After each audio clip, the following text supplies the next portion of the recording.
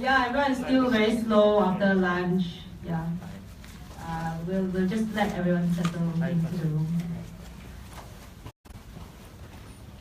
So it was a good discussion in the morning. The session on Go Bike, talking about mobility. And also our keynote speaker was presenting the... Yeah, we'll use it. Okay, you want to use like code? I'll just hand it over to our moderator, YB Izzah. Maybe before that, you want to teach them this one? To tweet. Okay. So, in order to make this more interactive, we're going to use Slido to do the Q&A. So everyone can just, you can go to the website sl.do, and using this hashtag #SocialCity2, you can enter the event. So what it does is, you can type your question. If you're a little bit shy, you don't have to write your name or anything, it's anonymous. And it actually collects the questions in real time. So you can vote for which is a more relevant question to go up, and yeah. So that's basically it. You can check it out at Slido.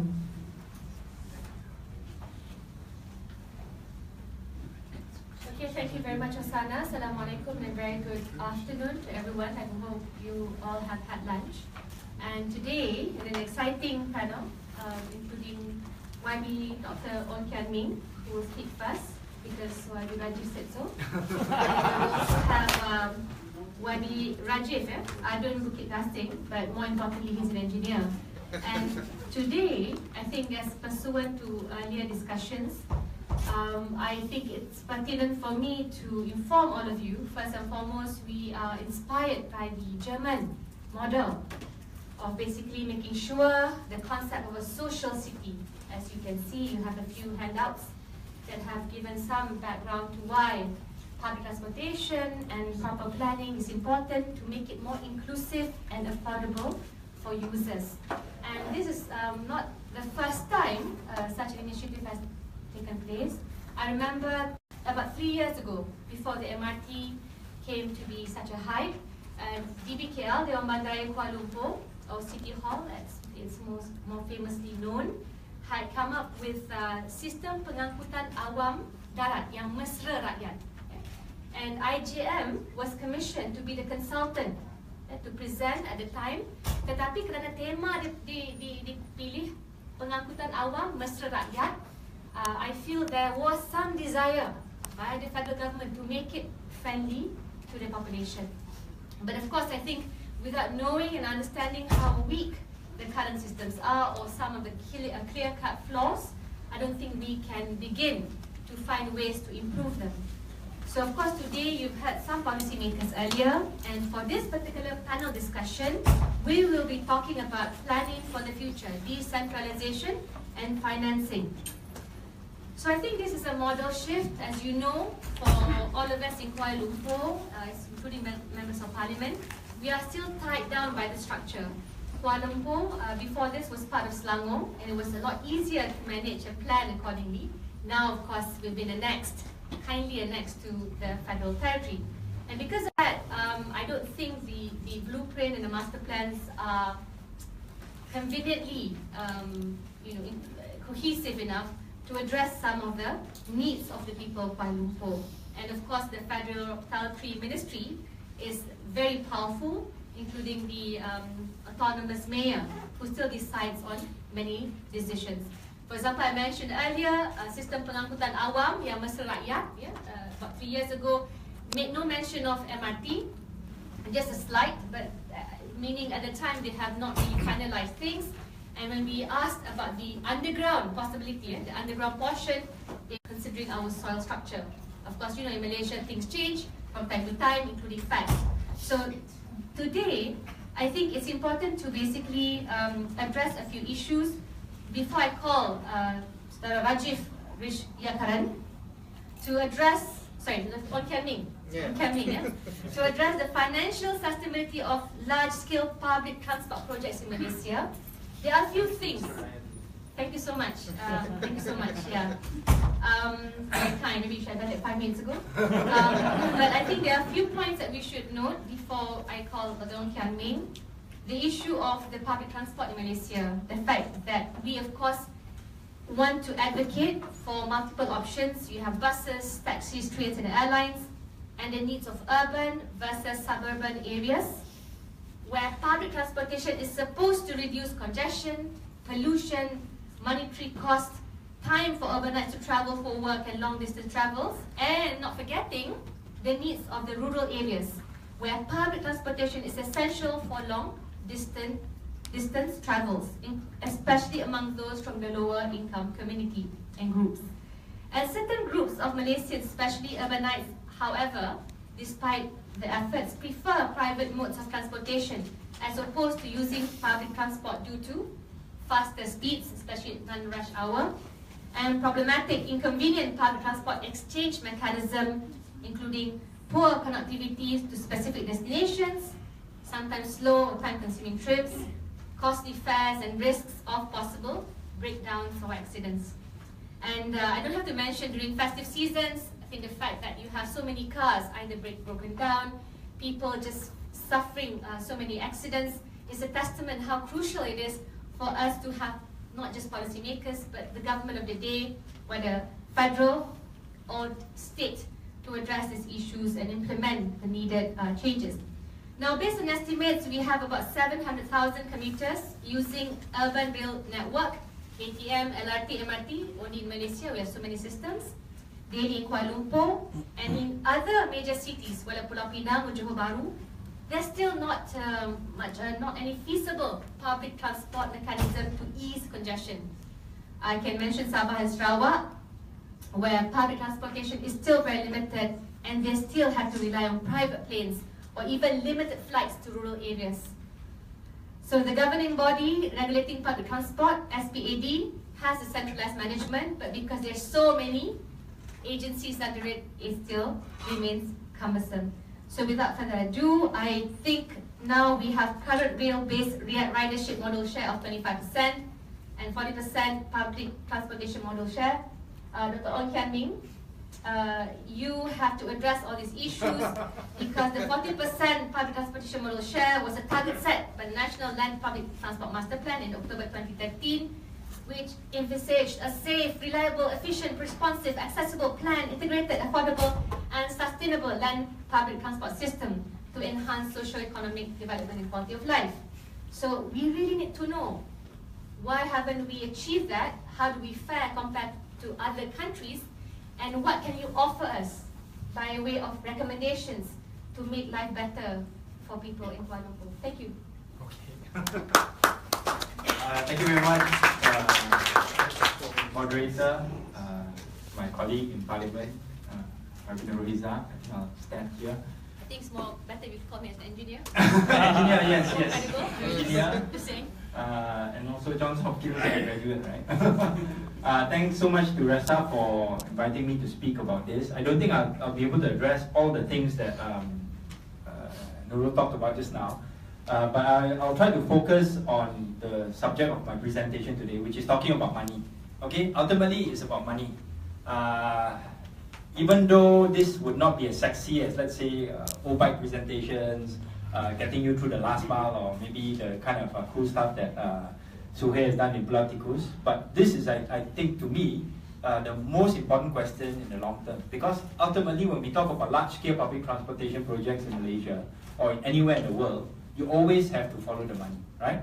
I was having a discussion with Chin Tong just now during lunch, and one of the things that I realized when I go through all the different projects that I've listed down here, which you will get a sense of as well, is that the policy framework which our decision makers use in Malaysia, in terms of guiding them on public transportation projects, is close to being non-existent.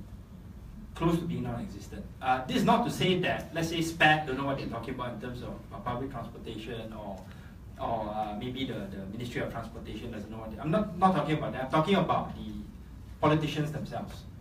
Because the way you see public transport being rolled out in Malaysia is very piecemeal. is trying to address one specific problem at one time. It does not have a very holistic way of looking at public transportation, integration, and all these other stuff that we talk about in normal public transport jargon. Right? So because of this, we are basically trying to play catch up, and we are not even catching up because the things that we're doing now to try to address past failures are not really integrated to the full extent possible, right? And I'll show you using some of the examples in terms of large-scale public transportation projects. Okay, I'm going to go through 5 points here, 5 major points. Options for financing of public transportation projects, Malaysia's past experience, Malaysia's current experience, and then comparisons with other countries, and then some recommendation moving forward. Okay, I prefer to have an interactive session. So if there are any questions that you want to raise up pertaining to the slides that I'm going to show, just raise your hand, ask the question, and I'll try to respond to it as best as I can. Okay, so don't be shy, interactive session. If you want to use the time to get use Slido to ask, that's fine as well. But I invite questions during, just raise up your hand, and I'll respond to them. Okay, so when you think of public transportation, right, it's very simple on the surface. You want to have buses. What happens?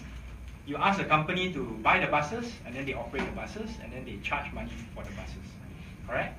If you want to build a mass rapid transit or light rapid transit, you ask a company to build it, operate it, and then they will collect the money. Right? That's on the surface. But if you think about it, right, the whole value chain of public transportation projects, large-scale ones, from beginning until the end, can be broken down into many components. Right? And this is part of the policy framework that I was talking about just now when I first started. Right? So some of these questions, that are broken up into different areas would include things like, who is borrowing the money? All public transportation projects have to be funded, and it's usually not funded by one lump sum payment. It will have to be borrowed. Because this is a development project, this is a long-term project, somebody has to borrow the money. Right? Is it the government who borrows the money? Is it a special purpose vehicle that's set up by the government to borrow the money? Is it a private company that will borrow the money, or other options that are available out there? Second question, who is lending the money? Right? If somebody is borrowing, somebody must be lending, correct? Local banks, the ones who are lending the money. Bond markets, perhaps, SPVs can issue bonds that the bond market can pick up. Foreign banks can offer to lend you money at favorable terms, or even foreign governments. Right? And I'll give you a few examples later. Then the third question to ask, who is doing the construction? Right? Because the person who is given the responsibility of owning the asset may not be the person who is doing the construction. Is it a public-private partnership company? Right? Is it done via open tender? Is it done via the project delivery partner model, which was used in the MRT Line 1 and now Line 2 project? Is it via negotiated tender or direct nego? Right? So all these things matter in terms of getting to know who is doing the construction. And this would obviously impact the cost as well. Right? Because generally speaking, if you have a direct nego, there's more concerns about there being less transparency and perhaps even higher cost of construction. And then who owns and operates the assets? Infrastructure and operations. It used to be in the past that we think that this is a natural monopoly. So whoever is constructing or whoever is owning the asset has to be the operator as well. But moving forward, there have been other models developed in other countries whereby you can actually separate the asset ownership as well as the operations. Right? One example that I can give you all that you may not know is that who is the owner of the MRT assets? Do you know? MRT Corp. Who is the operator? Yes. Right? I don't know how many of you know this, but they are separate.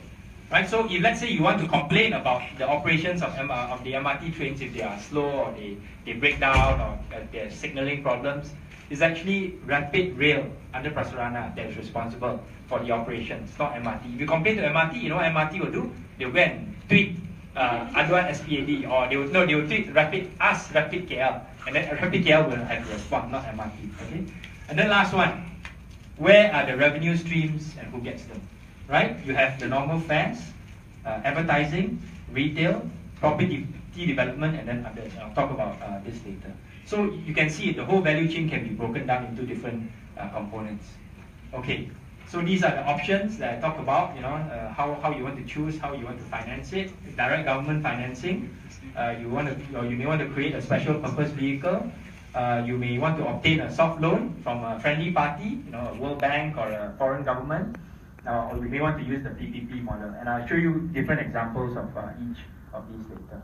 So each of these financing options have their pros and cons. So for example, if you want to have direct government financing, so the government will be the one that pays for it out of its budget, then the government, the pro is that the government is paying for a public good. Right? Public transport is a public good because you prefer more people to take public transport than to have cars. Right? And so that's why you make the argument that they should be funded from taxes. Right? But the con is that obviously it increases government debt. The other option that the government is that the government of Malaysia uses, and also other governments as well, is to create SPVs or special purpose vehicle to fund the construction costs or to purchase the asset. Right? The pro is that the debt doesn't appear on the government books. Right? So for example, the MRT again, we have a budget debate every year, but the MRT, even though it costs the first line probably costs between 20 to 23 billion ringgit, not even 1 ringgit of debt expenditure appears directly in our budget debate because it is funded by a special purpose vehicle called Dana Infra that was specially set up by the government to issue bonds to finance the MRT project, right? So the good thing about this, from the perspective of the government, is that it does not increase the government debt, right? The government debt as a share of GDP, ours is set at the artificial limit of 55%. If we go above that, maybe some of the investors that invest in our government bonds may be a bit panicky and they may want to withdraw some money from Malaysia. But if you keep it off budget, then it's okay. The con is that there may be potential for abuse because you can hide many of these projects as off-budget expenditure projects, and then at the same time you can say, oh, Malaysia is doing very well, we are reducing our budget deficit, right, to 3% of government, or 3% of GDP, maybe 2.9, and then by 2030 it's supposed to be 0%, right? That's the idea, right? Or you can obtain a soft loan from a friendly party, World Bank or a country, this is how we are financing the ECRL. Most of it comes from a soft loan from a Chinese bank, or a public partner, private partnership model, whereby the private party will absorb the initial risk and cost of financing the project. So the government does not have to give any guarantees, does not have to, give any money to this company. But then the long-term cost may be higher because ultimately the company has to recoup back some of the most of the construction costs, capex, and also the operational costs, right? Anyone here can give me an example of a large-scale infrastructure project in Malaysia that is funded by PPP? I'm sure you have used this service before. Huh? No, BRT is not.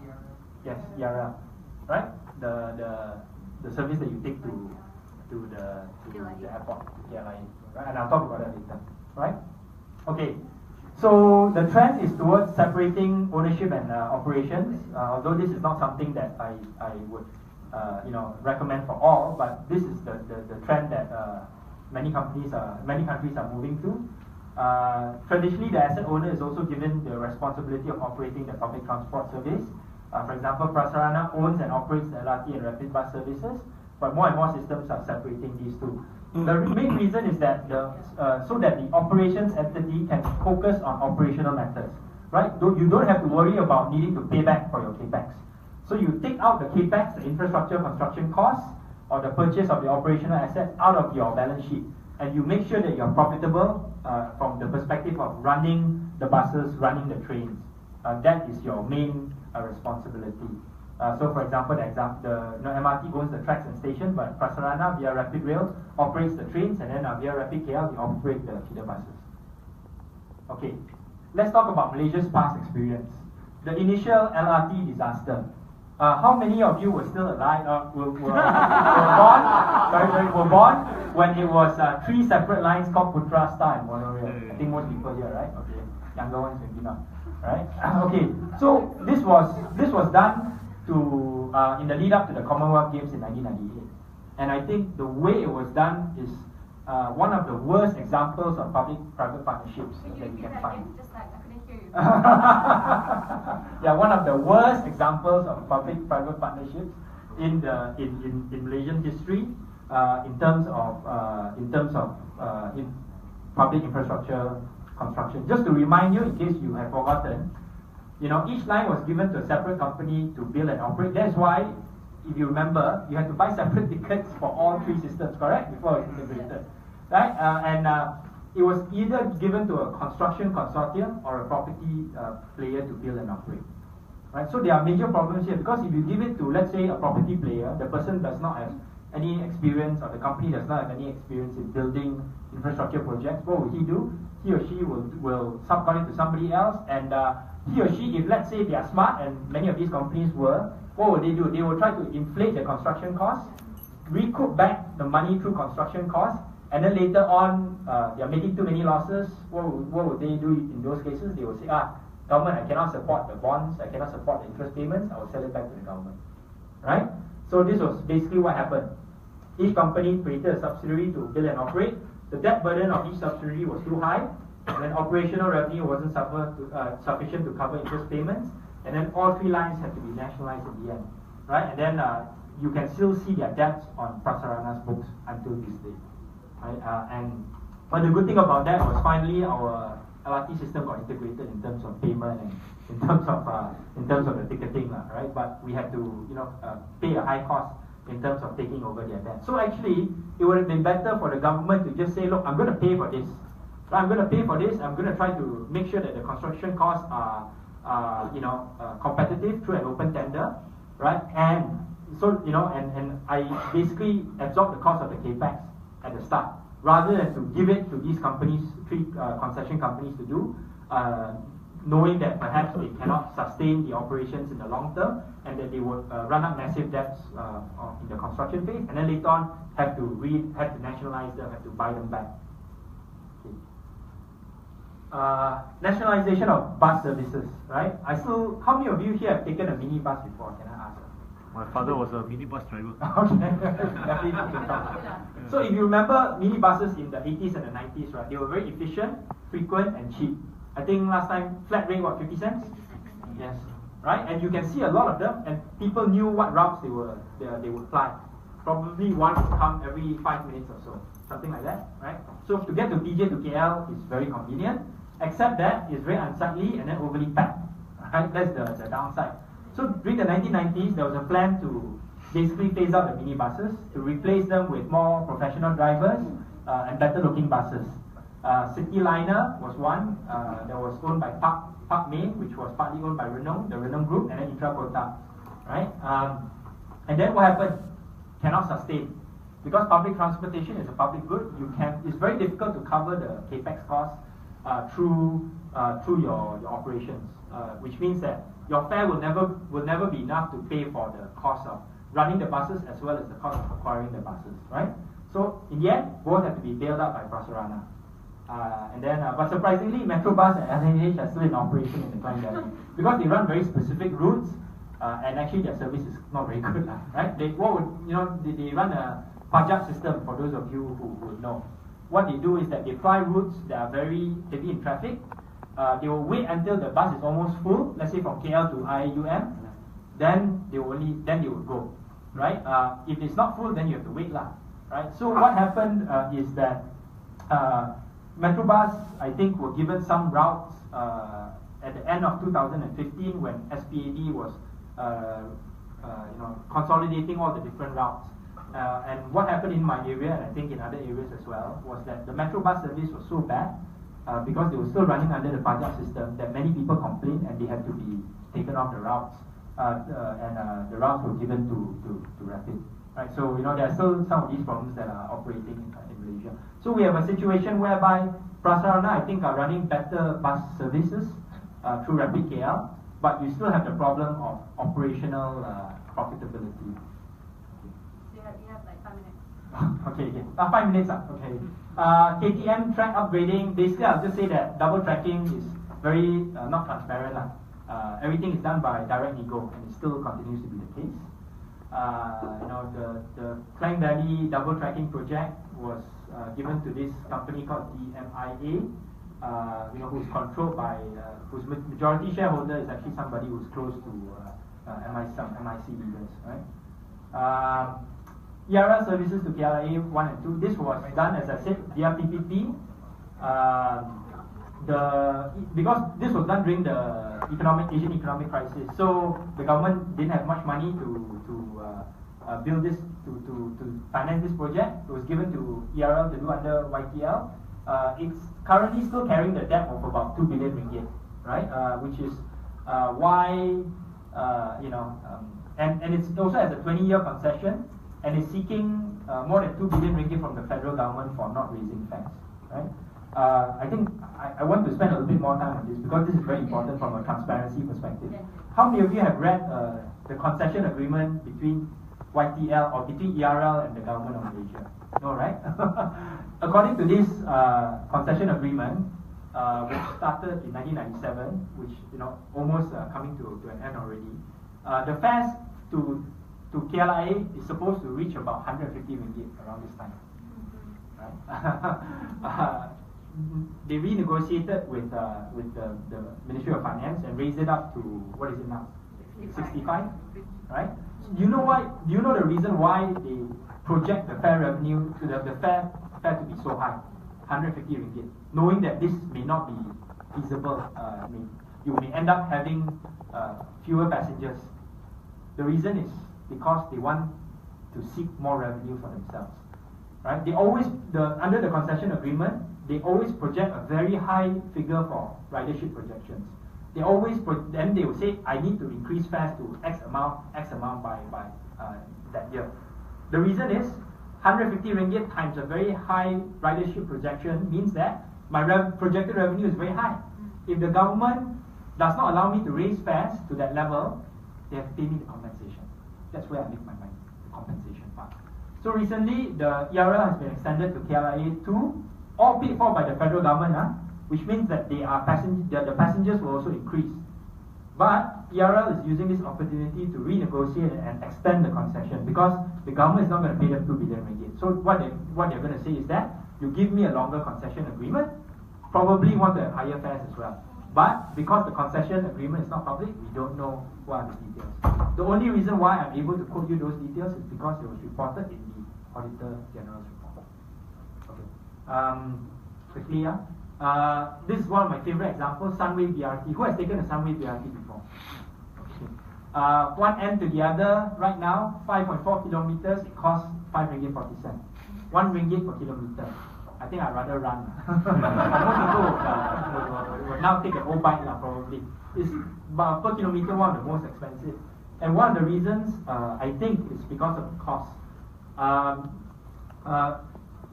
This project was pushed for under the government transformation program. Idris Jalla really wanted to show that we could come up with better public transportation models. BRT was something that was proposed, I suspect, by Sunway. Because they are the main beneficiaries of it. If you look at all the station names are linked to Sunway. Sunway Medical Center, Sunway Monash, Sunway South Key, even though Sunway South Key is actually on the other side of the station. The government pays through Prasarana 70% of the construction costs. UCAS, which is the public arm of government that's in charge of public-private partnerships, pay 15%, and then Sunway gives 15% via a CSR contribution. But they are the main contractors. They are the main contractors. They would have made the money through the construction project. So they make the money through the construction project, and then this BRT project would benefit Sunway Properties by far. They would be the disproportionate beneficiaries of this, right? And then electric buses were procured for the Sunway BRT at a cost of about 1 million ringgit each from a Chinese company. Higher cost of operations, hence that's why it is very, very expensive. And the ridership is very, very low, much lower than what they projected because of the cost. And now I think with O-bike competing in the market, probably the ridership will go down even more. Okay, LRT expansion and extension, everything is paid for by Prasarana. Prasarana has a very high interest servicing cost. Basically, out of its revenue of about 500 million, 80% goes to financing its debt from the past and also in the future. Now the debt of Prasarana is more than 20 billion. Okay. Just five more slides. Okay, the high-speed rail. 5 more slides.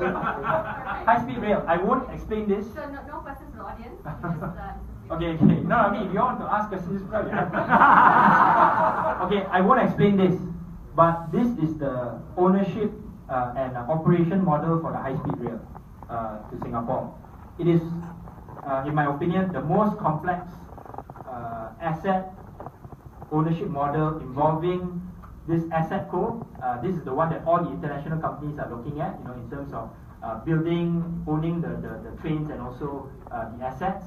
You have the operations for the domestic operations in Malaysia, and then also the international operations to Singapore, and then you have different infra companies that will manage this process between Singapore, involving the Malaysian counterparts as well as the Singapore counterparts.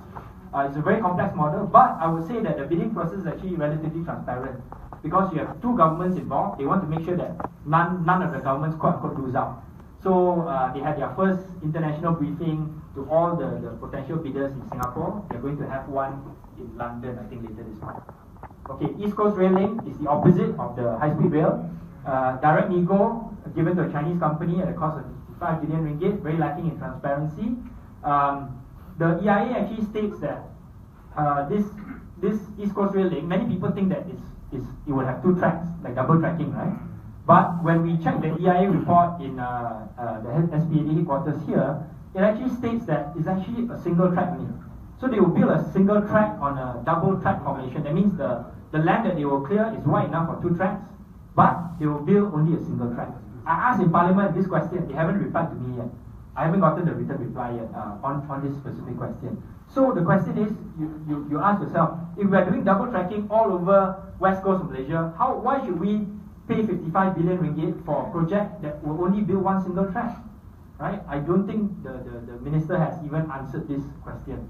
And they have very wild projections in terms of the cargo and passenger projections later on. So financially speaking, this is very unsustainable. Have anyone here heard of the KL Klang BRT project? One. Right? Very little news on this. But there was a public tender that came out, closed on May 2017. Supposed to be a BRT project, I suspect like the one in Sunway. The tender date closed on the 2nd of May. Right up until now, should be no additional announcements by SPAD. I think the main reason is that how you want to pay for this project. Remember, MRT, everything is tax financed by the government. For the BRT, if it's going to be a PPP project, whoever wants to do this project, they will have to figure out a way to get back their money. And I think knowing public transportation and the record of public transportation in Malaysia, there's no way that you can recoup back the capex from this project. That is why I think it's still not being announced. Okay. Lastly, other countries. Just like to talk a little bit about Singapore. They've gone through different modes of competition among the bus operators as well as the MRT, LRT operators. So, for example, Singapore to introduce more competition. You have SBS versus TIPS model that was introduced in the 1990s, if I'm not mistaken. But they realized that the model was not so efficient, and they changed to a recent model whereby the government, because they can afford it, bought over all the assets, the buses as well as the MRT tracks and rolling stock, and then they sort of like do an open tender for people to bid to run these services. For the bus services, for example, they call it a bus contracting model. Foreign companies can participate, and a few of them have won tenders to run certain parcels of routes that are in Singapore. And in fact, they are able to pay their bus drivers even better compared to before under this bus contracting model. I'm not sure how efficient they are, but Singapore, I think probably the buses are more reliable compared to the MRT now. Okay, last one. Recommendations. I think we need a more holistic plan of public transportation financing as well as public transportation planning. Right now, everything is very ad hoc. Prosperity is doing their own thing, MRT is doing their own thing, KTM is doing their own thing. SPAC is trying to regulate as best as they can. But we don't really have a strong enough figure to oversee all of this, give us a very sort of like a holistic view on how all of these projects are supposed to be financed from a financial perspective. I think it doesn't necessarily mean we have to separate asset ownership from operations, But we do have I think there's a strong argument to be made to separate the debt servicing of asset construction and purchases from the operations. Right, so the government has to fund the construction aspect because it's almost impossible for you to make back the capex from your operations. I think we need to find more ways to monetize the public transportation assets via advertising, retail, and property development. If you go to Singapore, if you go to Hong Kong, if you go to Australia, you can see that there are public transportation hubs. A lot of property development going on there, a lot of retail business going on there. So some of that money actually goes back into the public transport operator or the asset owner, and that is used to subsidize the cost of public transportation. And then lastly, we need to have more open tenders and concession agreements need to be made to the public, right? So if you have any other questions on the financing part, I'll be happy to answer them later on. Thanks. Thank you very much, Ong Kian Ming, for that illuminating talk. I believe that, in other words, you do agree that SPAD should be given more teeth, and I think that would probably solve some parts of our problem. And next, I call upon Mr. Rajiv Rishyakaran, Adun from Bukit Gasing, also more importantly the engineer, and he will talk about, whether decentralisation work can expand public transport usage in Malaysia. Good luck to you. Thank you. Oh, thank you for the opportunity, and to fellow engineer, Nurul, Izzah. How many engineers are there in the room? Oh, very few. So it's just a few of us. We can run the country now. We can run the country. Okay. So actually, this topic that has been given to me, it's kind of a bit separated into two. So we talk about decentralization first, and then we talk a little bit about financing. I think Kian Ming has covered like the big picture gist of financing. All right. So expanding public transport usage. We are a country that has very low public transport usage. Even in Klang Valley, less than 20% public transport usage. More than 80% of your journeys are made by private transport. So the common ones we know are rail, buses, taxis. I would also consider walking and cycling as part of it. And this is a trend that has taken off in Singapore, personal mobility devices, not yet in Malaysia. There, something like this. And other electrical devices that people just zip around town, and it's becoming a problem in Singapore, and they're going to start regulating this in Singapore. Alright, so not yet a problem, but this is maybe O-Bike's trend. You can zip around in this Y-cycle. Okay, pointer is a bit slow. So, who does what in Malaysia? So the federal government is the authority on public transport. Unlike most of the world, where local government manages, regulates public transport, here the federal government does it. And the biggest things that the federal government regulates is the rail, the buses, and the taxis. Now, local government is left to regulate walking, and as we discovered recently, cycling. Unregulated is the personal mobility devices. So, right now you just buy one of those hoverboards and just zip around town. No one's controlling you at the moment. So what is the government's role when it comes to transport? It's regulation, it's making the rules. So recently they went through the whole debate on Uber, and should we legalize Uber, should we not legalize Uber? What are the rules that Uber drivers and the company needs to follow to be legalized? So you've got regulation. So SPAD makes all the regulation as the public transport regulatory body. And the second part is planning. So planning what a transport map should look like. Now, is planning necessary? What do you think? Who thinks yes? Oh, okay, not bad. Who thinks I'm not so sure why is planning so important? Anyone? You can be honest? Okay, one hand. It's alright. It's good to be honest. Now, for all the last 50 years, we have not been paying attention to planning. We have let private companies do planning. Government has not gone into detail into planning public transport. So, what kind of planning do you need to do? You need to do the route planning. How does the train go through the town? How do your buses go through the town? You need to plan your fare strategies. How do you charge? Do you charge a monthly, do you do monthly ticketing? Do you do weekly ticketing? How do you charge the single journey tickets? By zone, per kilometer? What kind of incentives do you want to get people to use public transport? This also involves some amount of planning.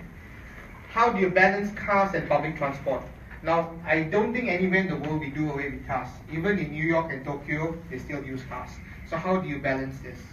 As well as parking. So we've heard a bit in the morning on how parking should not take priority, and for now, parking takes up a lot of consideration in all government decisions, from new building approvals and all plans they do within existing township. And so how do you plan parking in the context of everything to do with public transport? So these are the areas that government should plan. Both federal government has parts to do in planning, as well as local government has to do a lot of these in planning.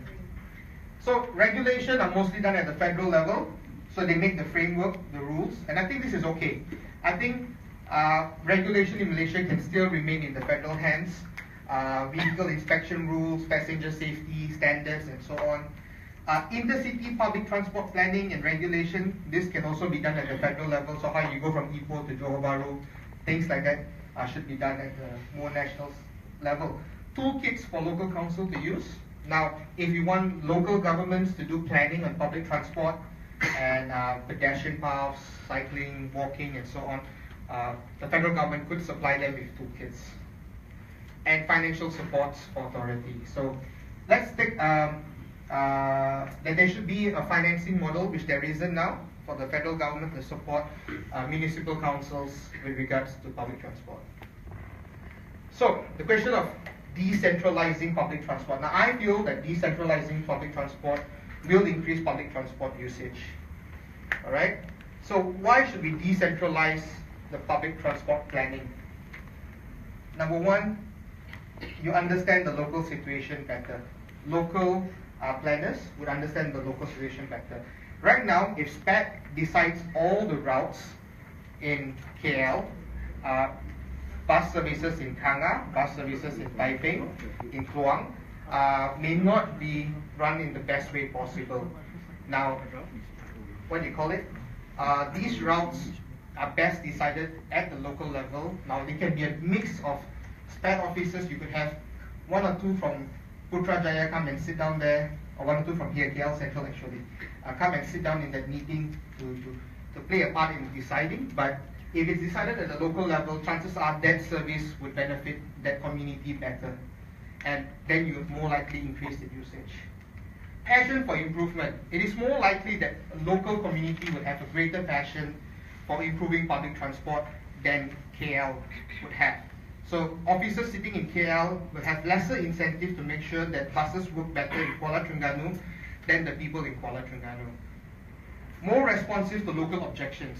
So when you're changing bus routes, when you want to add services or take out services, local decision makers are more sensitive to the objections and the demands and the needs, and would react better.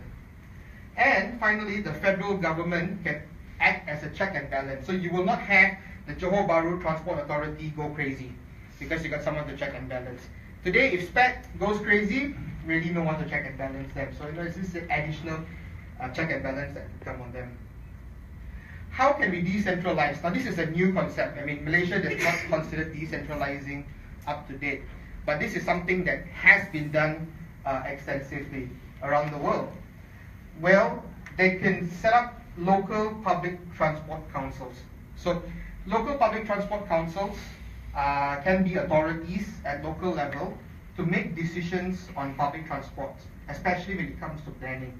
So your routes, your fares should be determined by a local transport council. So rather than head office in KL determines this information for the whole of Malaysia, you can set up transport councils all over the country. A little bit more overhead costs because you've got many councils running, but they can better determine now. So SPAC and state governments, this is a transition from what we have today. SPAC and state governments should be involved in setting up these councils. Maybe Penang could function with one council effectively, and maybe some other states that are bigger like Johor could have many councils.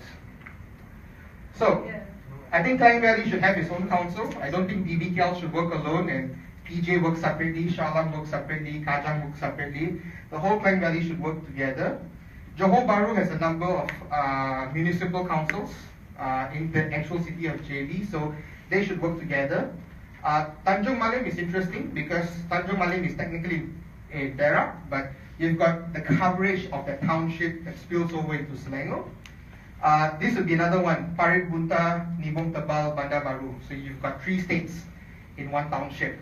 So, they should have one council that, manages and plans public transport for that area. So it can be made up across state lines and municipal lines. It doesn't have to follow the current state lines and the current municipal lines. But the whole idea is it's local. So local people make decisions. All right? So they plan and license taxis, e-hailing services, bus routes, and they can also play a part in rail planning for those which are applicable to, like Penang and JD consider rail, and so they could also play a part in that. All right, so this is network planning. You see all these routes? Someone's got to plan them. They don't just appear magically. All right, so who plans them today? Any guesses? No one? Prasarana, yes. Prasarana does planning as a company. So companies plan your bus routes today.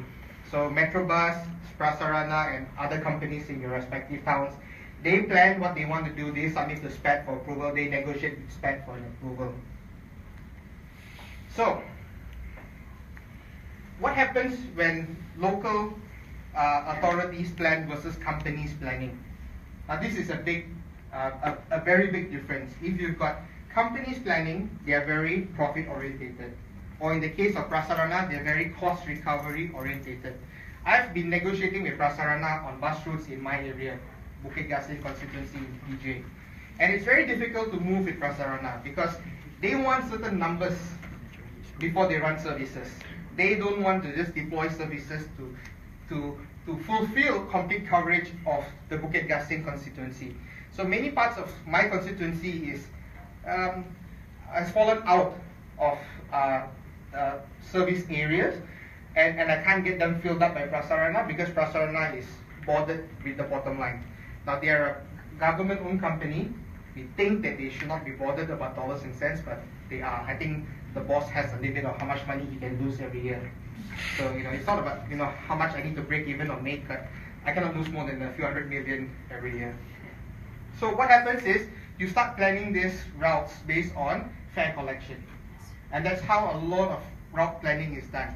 If you're lucky, you're in a place that you can cover back your costs and you can provide decent services. There's many bus routes in Klang Valley that are actually profitable, that actually can rake in good money. But unfortunately, if you do it this way, many parts of the Klang Valley, many parts of Johor, Perak, Terengganu will not have sufficient public transport services because you just can't break even.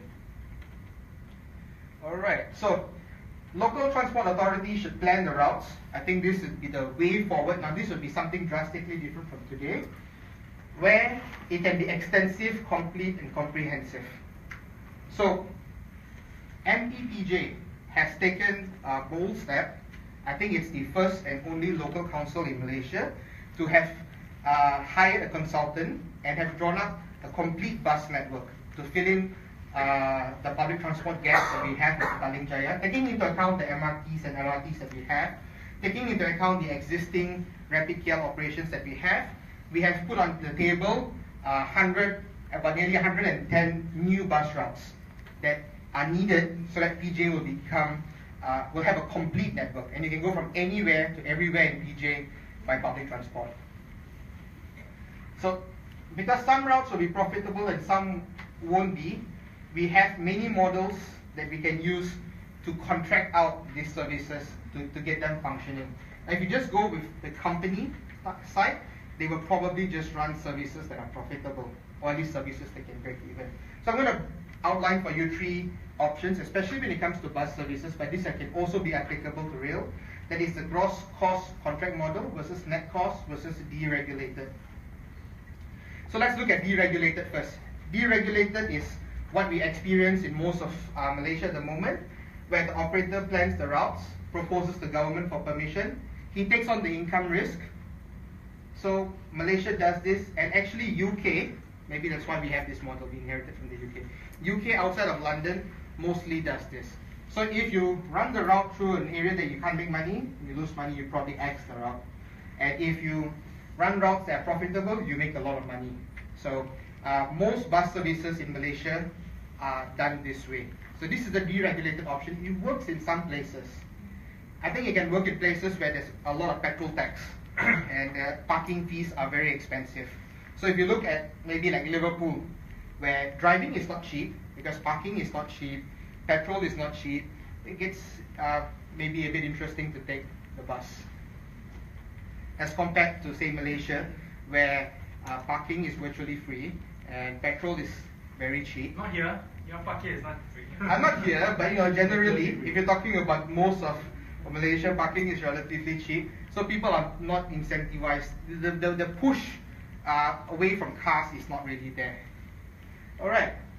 So that's deregulated. That means the market does what the market wants to do. So you'll get no public transport in many places.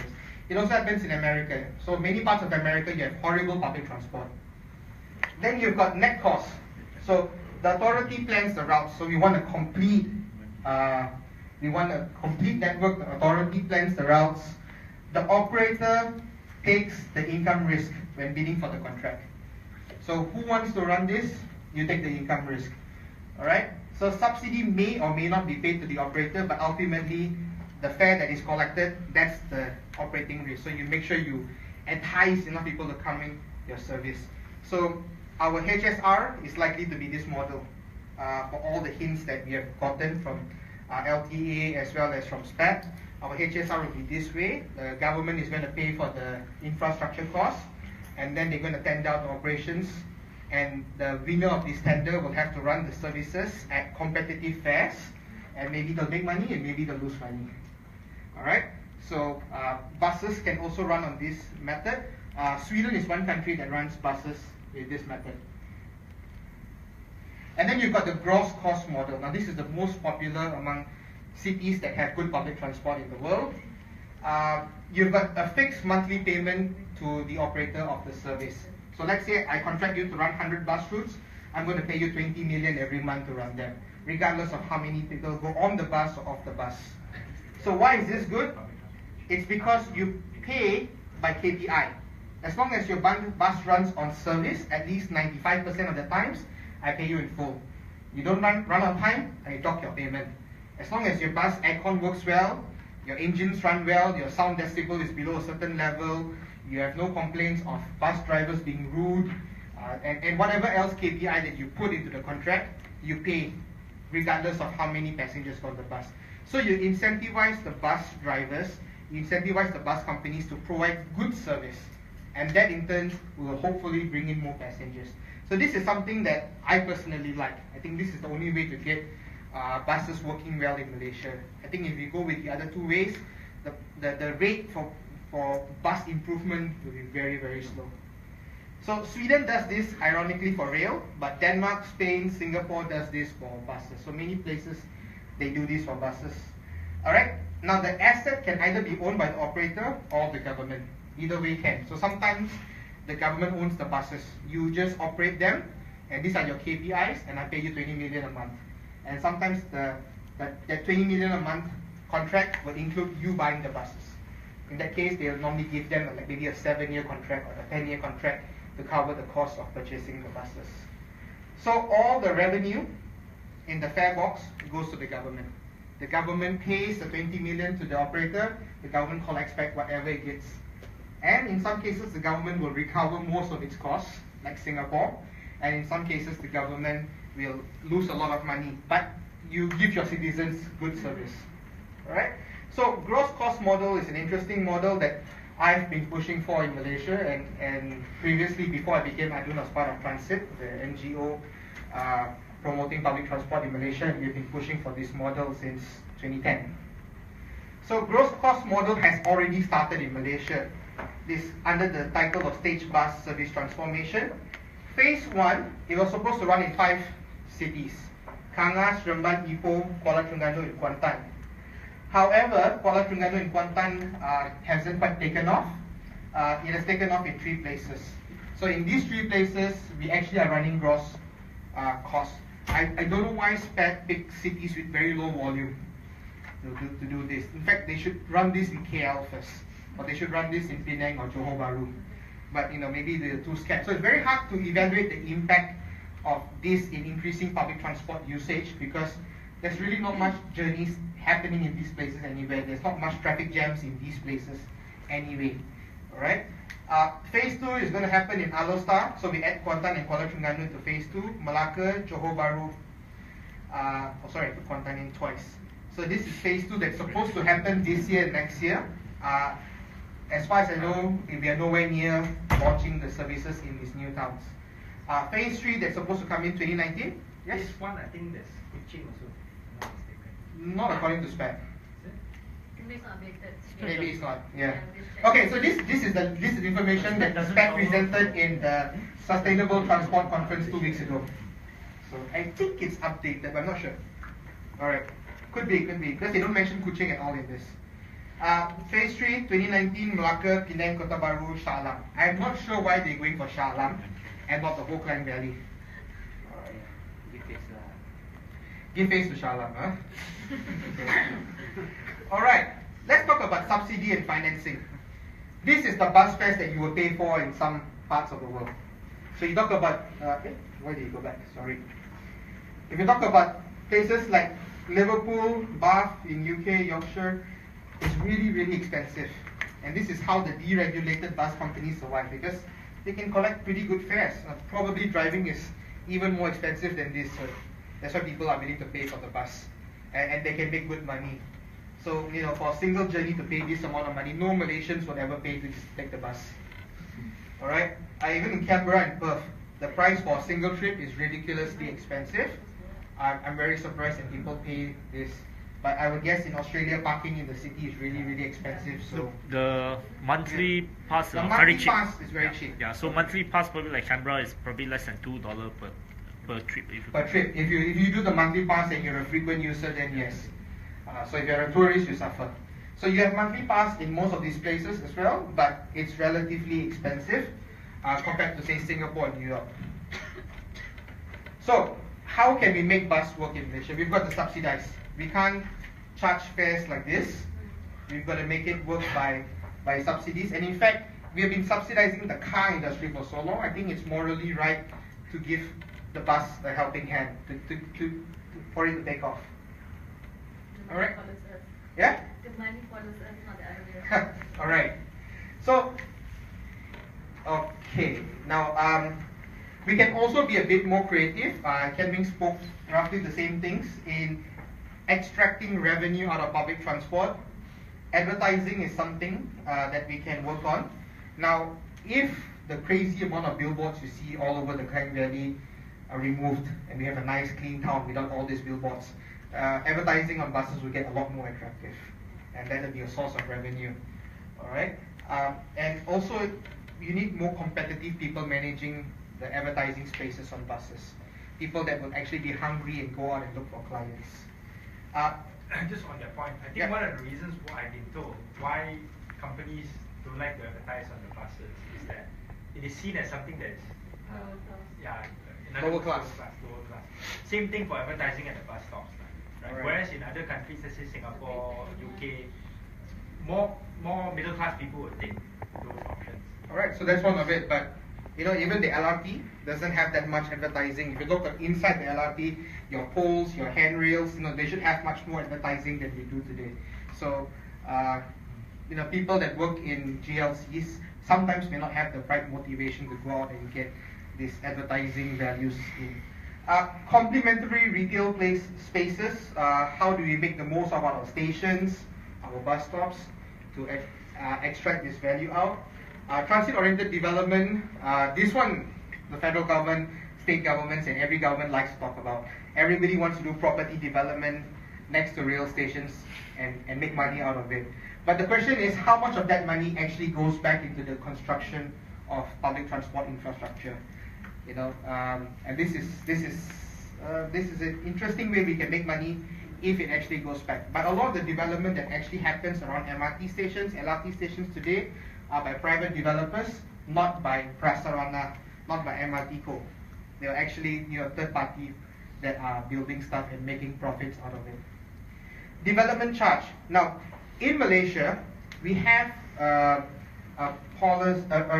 section of the law that says local councils can extract a development charge from a landowner if the local council is more expensive. So for example, if your land was previously residential and I change the zoning to commercial, I can extract a development charge from you. In Selangor, the development charge is 30% of the increase in value. So let's say your land used to be 100 million ringgit, I change it from residential to commercial, it becomes 200 million ringgit, I extract 30 million, the 30% of the price difference. This is part of the Town and Country Planning Act. This has been in place, and this is something that is being practiced in Selangor. I'm not sure about other states. Alright? Now, development charge from land value increase, that principle should also extend to public transport infrastructure. So now when you bring MRT1 from Sungai Buloh to Kajang, a lot of land value goes up tremendously in price. However, neither the local government nor the federal government is extracting a portion of that increase from these landowners. And MRT2, MRT3 is coming in, and so many landowners are going to benefit. The land values are going to double in prices, but a portion of that increase is not being extracted back to contribute towards public transport infrastructure. And that's something that we should look into. Don't provoke the government. Yeah? Don't provoke the government. No. This is not about provoking the government. I think this is something we should do as government. Alright? So we also should develop a federal government grant or soft loan system to help local governments develop infrastructure. Alright, so many models can be looked into. We do this already for water assets. So state governments who are building new dams, new water treatment plants, get a very attractive loan from the federal government to build that asset. And the federal government has been doing this because if not, state governments can't afford to build those water assets, those water treatment plants. So it's something like close to 2% interest rate over 45 years, 55 years. In countries like in England, yeah, the state government manages the treatment as well as supply. It's a bit different here. We're already, the whole model. You mean water, is it? Yes. Okay. Yeah. We have a lot of flaws as well. I don't want you to think that. Oh. Well, yeah. She doesn't want you to think that the way we do water here is good. Yes. Granted. no argument there. But it was an example to show that the federal government should have some sort of financing model, and that's something we should talk about, on how they can assist Ipoh and Seremban and Batu Pahat to implement public transport systems. Alright? So subsidizing doesn't have to be directly for services, like they'll pay you 300 ringgit for every bus that you run per day. That is one form of subsidizing, but it should focus on overall workable network. Okay, yeah, finishing already. Alright, so how do we get people to use public transport? We need to have a viable overall network. Having 2 or 3 lines is not enough.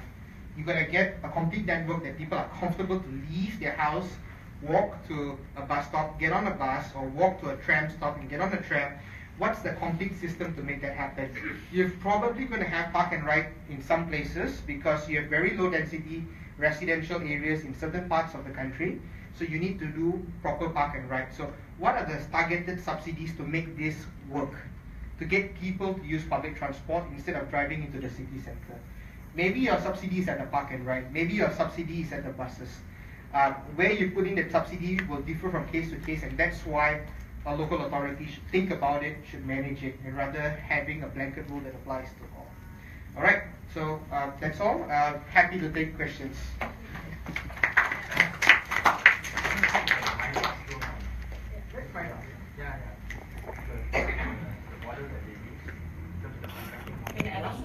Yeah. Okay, maybe later on when you have questions and answers, you can also elaborate on the My Bus rule.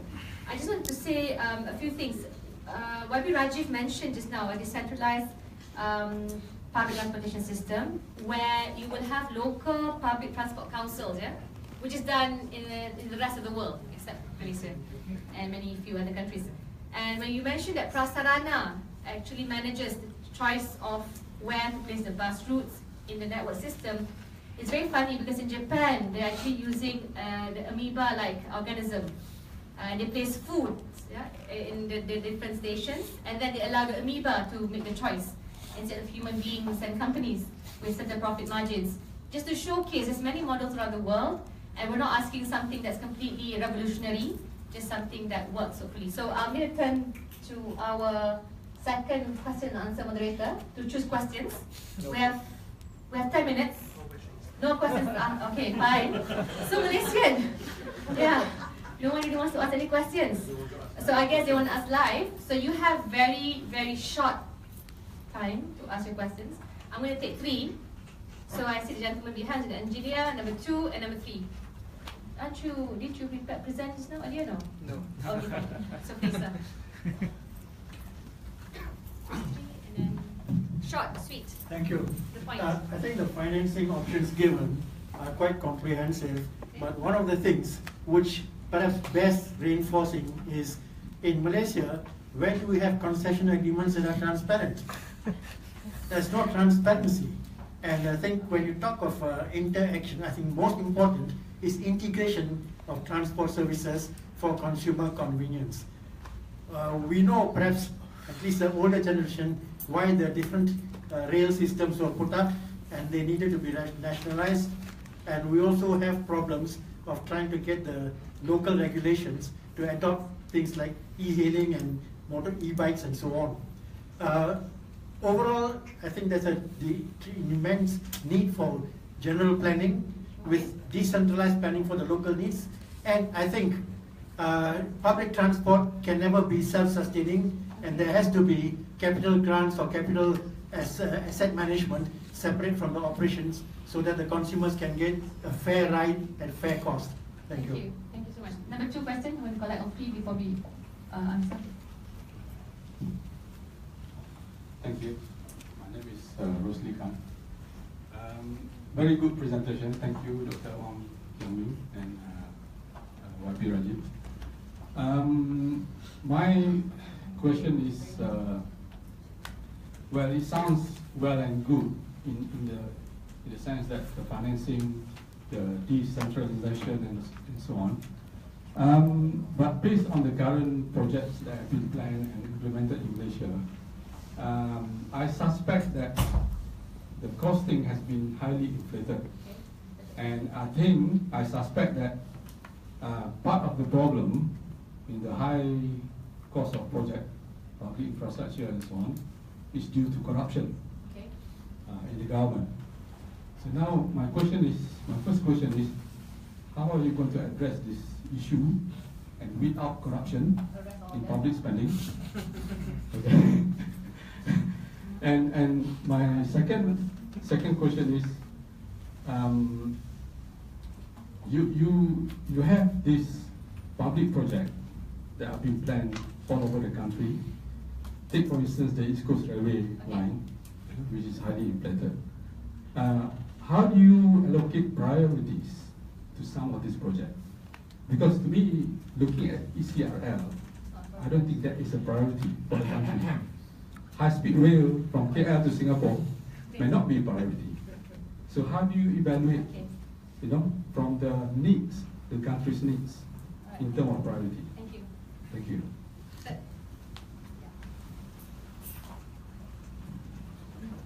Hello, my name is Amin. I would like to ask Mr. Rajiv. You mentioned a lot of lack of local authority in determining the routes of the public transport.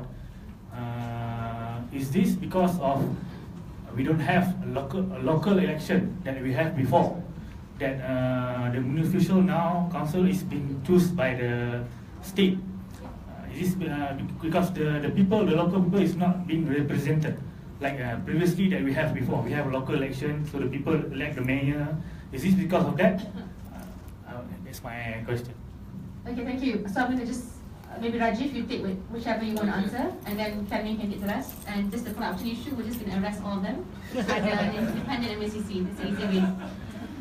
Alright, the current system in Malaysia is everything is licensed and controlled by SPEC, not by local authorities. So in the case of MPPJ, it's a test case. where MBPJ hired a consultant, planned the routes, asked SPED, please license them. SPED tak kata yes, didn't say no. SPED will not say no, I suspect, because it's politically damaging to say no. SPED may not say yes, because it's also politically damaging for us to go ahead with launching 106 new bus routes in PJ. So the problem lies with the laws, the regulation, that currently it is not the local government's power to plan public transport. What we propose that it should be decentralized, and so that local authorities, not necessarily local councils, because in case of, like, say, PJ, it actually should be done as a Klang Valley wide system rather than just PJ planning. So local authorities for transport should do the planning, and that's what I'm proposing today. I think local council elections, are we fully supported? You? Yeah, we do. Okay, PKR fully supports it.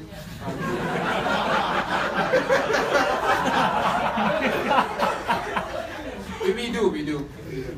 Okay, but that's a debate. Huh? You have to link it to. It's not linked. To me, it's not linked, because right now the first issue is that the power is not with the local councils. The issue of power. The issue of power is that the regulatory power is not with the local councils. Secondly, if let's say we decentralize it, I would suggest not decentralizing it based on local councils, but decentralizing it in separate authorities. And the boundaries should be different. The boundaries should reflect real life functions, where how people gravitate. So rather than by local council boundaries. So it'll be probably two separate ones. Okay, I'll start with the question on concession agreements. Basically, the concession agreement is a way in which the private party wants to protect itself, whereby, of the concession agreements that I've read, there's usually a clause in there which says that this cannot be disclosed without the express permission of both parties, right? So if let's say the government wants to disclose it, but the private party says no, I don't want you to disclose it, then the government may be prevented from doing so. I've asked in Parliament before, and on a number of PPPs, and the minister in charge usually says, I'm okay with this, but you have to refer this to the AG, right? So, and the AG will probably say, we don't want to get sued, we don't do this. I think the laws need to be changed, and there are always ways in which we can persuade those who have already signed concession contracts, because they also have other agreements with whoever will be the government, government at that period of time. That look, let's play ball. Let's talk about this. Let's in public interest, let everyone see what is inside here, so that we can have full transparency. And then moving forward, when we become government, then we would say, look, moving forward, we want future PPPs to be publicly disclosed as well, so that all this information can be out in the public square, and then the private parties involved cannot have any excuses to say that, look, we are not responsible for this, or the government cannot do that. Everything will be out in the open. The other issue is regards to inflated costs. I think this gentleman asked. I pointed out a number of projects which were done via direct nego. So those will definitely be susceptible to corruption. But even some of the options which are maybe not quite direct nego, not quite open tender, like the PDP model which was used by MRT Line 1 and 2, the model there is that you have a company, a consortium, MMC Gamuda, they're the one that sits on top, they're the project delivery partner, right? And then the idea behind this is that they bear the risk. If the costs go above what was agreed on, they would have to incur the additional cost. If it goes below what was agreed on, then they would be able to increase their margins or profits from it. But the problem with that model is that what was the original agreed upon cost? Who decides that? In the case of the MRT project, that project, line alignment, lock, stock and barrel, almost everything was handed over to the government as a proposal by MMC Gamuda, right? So they are the ones who are controlling the flow of information right from the beginning already. So that they can dictate, what was the original cost. And because we do not know what the concession agreement or the agreement signed between the PDP and the government was in terms of the actual amount, nobody actually really knows what was the stated cost. Even when we asked in Parliament, I asked Rajiv to disclose the total cost of the MRT Line 1 project, including buying the rolling stock, including land acquisition. He said, oh yeah, saya akan memberi jawapan itu secara bertulis. That was in the previous session. During the end of the last parliamentary session, his officers or people representing SPAD had not even given me the reply. So I will ask again in the next session. Right. So I think there are ways of doing this, but it requires open tenders. It requires good technical advice from respected. So, for example, the high-speed rail, there's technical advisors on the Malaysian as well as on the Singapore side that are looking at these kind of costing issues. I think the cost will be high because of the nature of the project. I think because both governments also want to not spend too much, there will be some element of cost control, but I think goes back to your related point, which is the financial sustainability. I don't think it's financially sustainable.